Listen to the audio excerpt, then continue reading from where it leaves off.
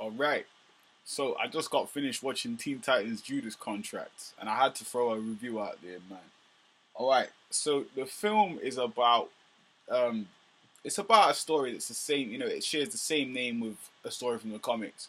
Basically, if you've seen Teen Titans, the series, the original series, which is incredible, um, it's one of their major arcs. It's about Terra. She joins the team, but essentially, and this is a spoiler review, so let's just get straight into it. She joins the team, but she is a double agent. Essentially, she's a snake in the team. She's a mole, whatever you want to call it. She's working for Slade Wilson, Deathstroke. So, being that she's working for Deathstroke, she's supplying him with information and stuff. So, how does this come to pass? Well, one night she's being followed by Robin, Damian Wayne Robin, who's kind of suspect about her, but also he's suspect about everyone. Funny because just before he goes to tell her wherever she's going, he has a conversation with Nightwing about where he goes, and just like, I patrol. I just think it's cold. Like, I just like the way Damian Wayne is. Like, the way he's characterized in these movies, he's just harsh. He's just basically Batman, but in a smaller package. So basically, yeah, he meets her, sees her. She's like, I can feel the vibrations. I know you're following me, even if you're on a rooftop. He's like, oh, kind of taken back by it. They have a conversation, and she just breaks down everything that's bothering her, how everyone's always watching, and how everyone's so nice. And then, bam, Deathstroke shows up. He's like, hey, you ready to die? Like, basically jumps down, fights Damian Wayne to a point where Damian's just about to beat him. Boom! Terra hits him. And then she does some crazy kind of... And by the way, she's a terrakinetic, which means she can manipulate the earth. So she manipulates the earth around Damian Wayne Robin. He gets captured. Next scene, I'm not going to do this scene by scene, but eventually what happens is we find that Damian Wayne's being captured, but it's weird because no one else notices. So I guess they're kind of flexible to do their own thing, but it seems to me like he's been gone for about a day. Maybe he's been gone a few hours. Maybe it was like in the AM when he got caught. So maybe it's a few hours, but then the rest of the team starts getting picked off after he's been caught, because Terra's kind of suspect. She's thinking, well, they're going to find out about him. So Slade starts initiating the protocol to capture the other members. Now, Slade has been hired by a guy called Brother Blood, who was also in the Teen Titans series. He wasn't that similar in the series. In the series, he was more of this kind of super powerful guy. In this movie, he's like a normal guy. He just runs an organization, but it's kind of like Ra's al Ghul. He runs like a cult, where he takes people's blood, bathes in their blood, and it makes him live longer. So he's saying he's lived 1,000 years or something like that, or hundreds of years. I think 1,000 years is what he says. Which is, I think, longer than Ra's al Ghul. I think Ra's al Ghul lived 600 years. Anyway, so this guy is bathing in people's blood. First guy blood he bathes in, he goes on a TV show, and the guy's name is Bryce something. Bryce. Black guy, anyway. He goes on the show with Bryce. Bryce asks him a harsh question. He gets pissed off, stands up, walks out. Next minute, when Slade's going there to talk to him, no, not Slade, when one of his main handler woman who helps him, who, like, previously in the movie, the Titans attacked a base where she was and she escaped. She shows up there. He's bathing in Bryce's blood. Bryce is like hanging, and there's just like he's just in a pool of Bryce's blood. Bryce is just an announcer guy, by the way, as I've said. But he gets out of the blood. Some woman bathes him, and he's like, I've been bathing in my opponent's blood for 1,000 years. So, and for some reason, it's giving power. So not really an explanation. No deep kind of like reason why it works for him, but it does. And he's Brother Blood. That's what he calls himself. He leads a cult. They're all weird. They're all wearing robes. It's very Catholic looking. Anyway, not to say Catholicism is a cult. I'm just saying it's very Catholic looking. So we move on with the story. The Titans are getting picked off. So Nightwing is the one that notices this, right? He says he's going to go check on Jaime. Jaime is Blue Beetle. He's been volunteering in like a soup kitchen. Boom! He goes there. He's not there. No one's opening the door. They're saying they've got a new guy. He busts in. He's like, wait, where's Jaime? Jaime's nowhere. He looks under this chair. He's like, that's an electric shock device. Jaime got shocked. So it's showing you that Dick Grayson's a detective. He's like Batman-ish detective. They're showing you that, right? So boom. Next minute, he then figures out why, okay, Jaime's gone missing. He sends out the alert. Starfire's gone missing too. Obviously, Starfire, I didn't say it earlier, him and Starfire are a thing. They're together. So they've moved in together in the movie, and she's got this package, and obviously the package that she's got, the package comes to the door, she opens the door, and obviously the package is some means to capture her. So she gets captured, he tries calling her, she's not picking up, he's rushing home, he gets home, Deathstroke shows up. But before he gets home, my bad, I forgot, he goes to where Beast Boy was. Now Beast Boy was supposed to be at a podcast with Kevin Smith, which is really funny, right? He ends up doing it later on, after the movie finished, like at the end, in closing. He kind of wraps the film up.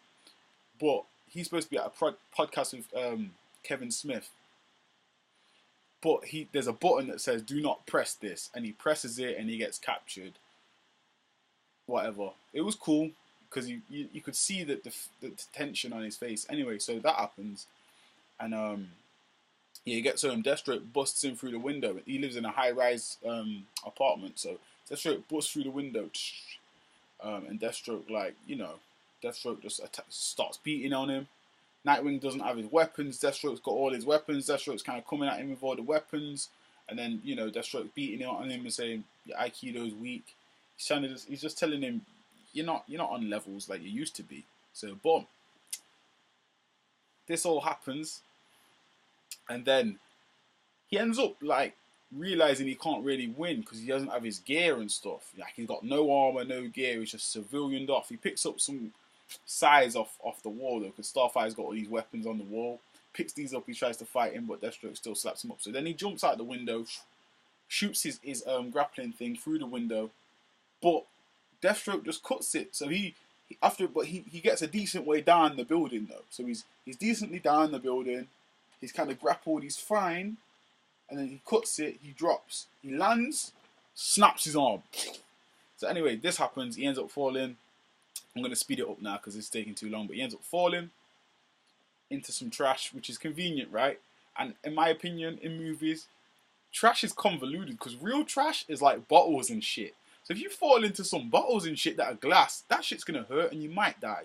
I'm just saying. It's a bit of a gimmick, but he falls into some trash. He's fine, he runs. Deathstroke chases him, ends up thinking he's killed him. He falls in like the sea or something, or a river, wherever it is, and then he pretends he's dead. Deathstroke leaves, he gets up, you know, after a while, ends up, he's the reason, after all the Titans have been captured, Damian Wayne's being held captive by Deathstroke.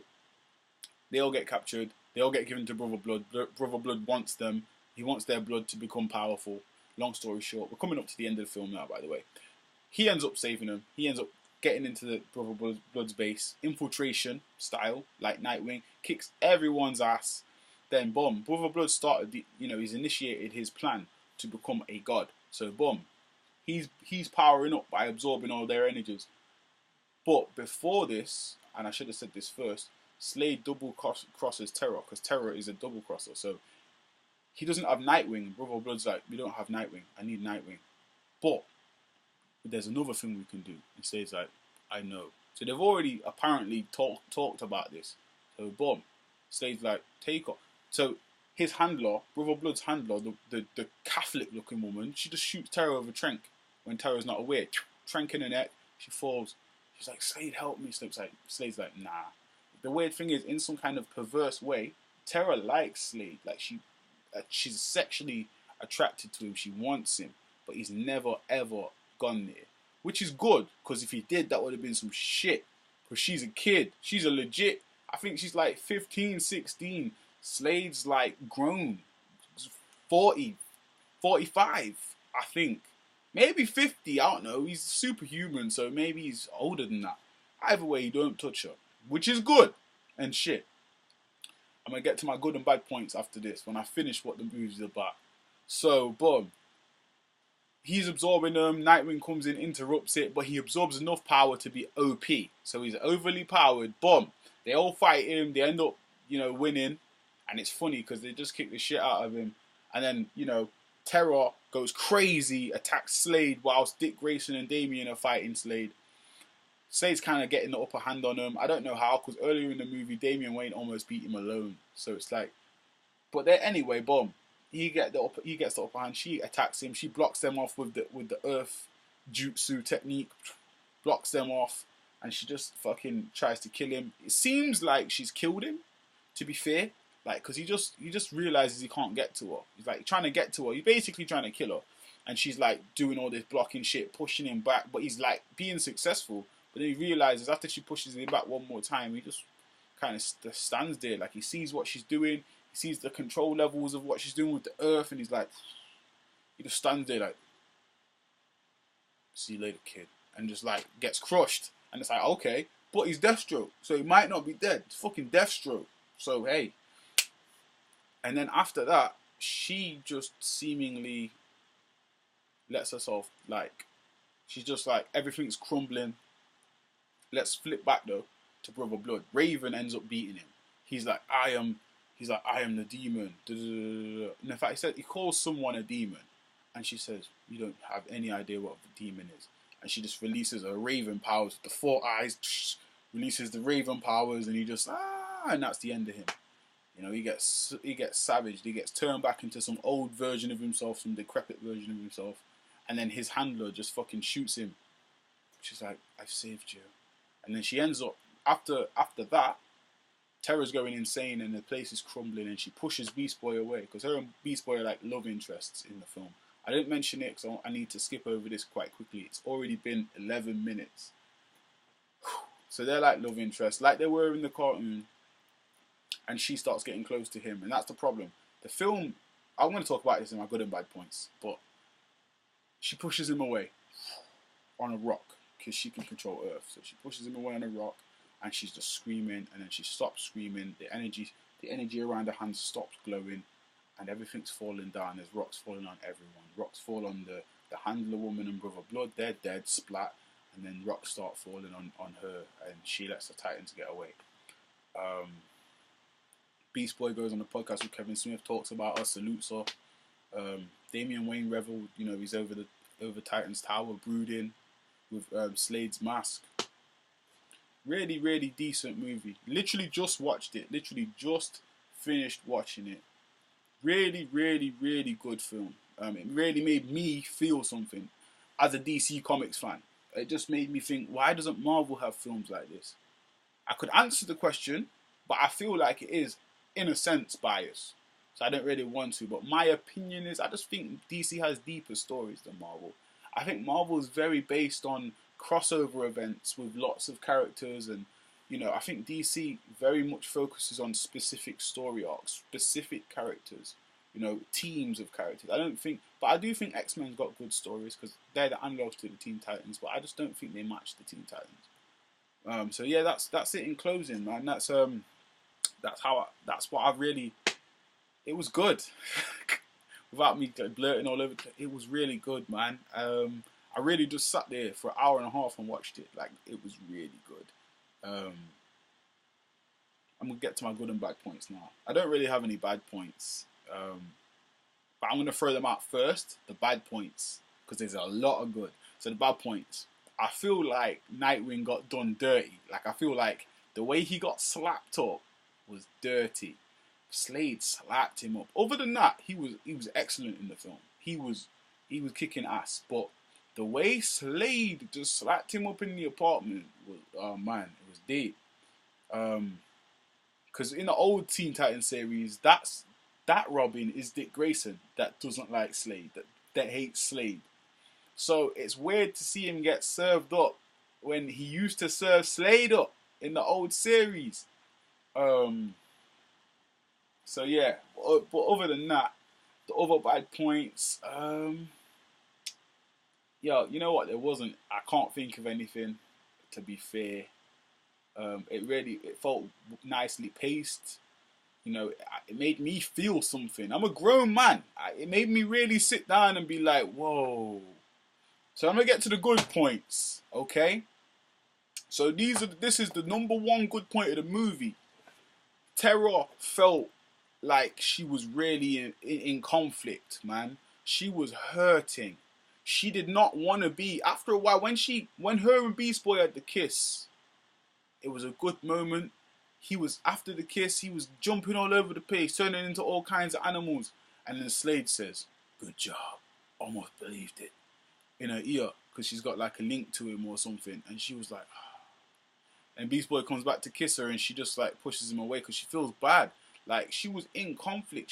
Every time they cared about her, you know, because she was having nightmares and she was shaking the tower, and they were like, she's gonna destroy the tower. Just like, Robin's hard. Damian Wayne is always on job. He's always giving the right like information, but because he's hardcore, no one wants to listen. Like, he's like, yo, we don't know nothing about her. Like, he's like, yo, Raven knows something, because Raven, like, when she was having her nightmare, Raven like touched her and felt some stuff. Raven's an empath, you see. She feels people's emotions, and she can kind of like understand. So she felt something, but she didn't want to say.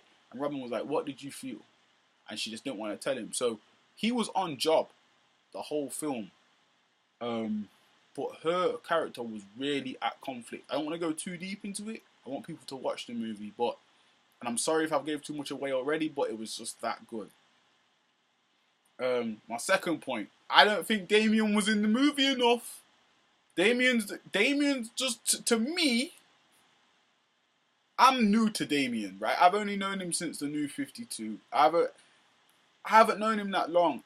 I like Damian, man. I think he's cold, man. He just feels like Batman with a sword. Young Batman. I'm Team Damian. He should have been in the film a little bit more, but his scenes were cold. Even when he was getting tortured, cold. He's a samurai to a bagel.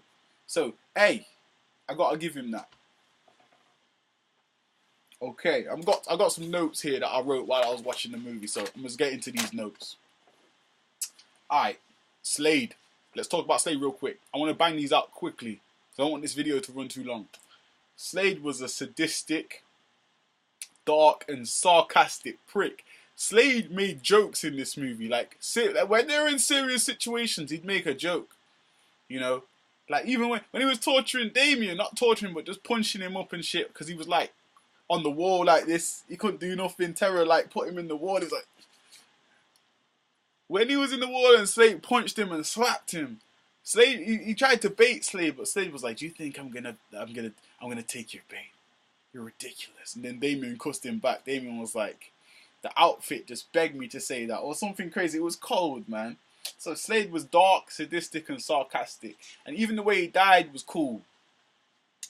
I don't think he's dead, though. I've already talked about Damian. Starfire. Oh my. It's like she's real in this movie. She's so sassy. She's so sexy. She's so with it. You know, there's even this movie feels like it's R-rated. There's like references to like their sex life, like her and Dick Grayson's sex life. You know, yeah. There's a scene where he's like, "Hey, let's do that new technique." They're in a battle, yeah. He's like, "Hey, let's do that new technique," and she's like, "Oh, we can't. What would the team think?" Like, she's referring to sex, and he's like, "No, the training technique." And I'm thinking, she's about to get down on the battlefield. That's a woman.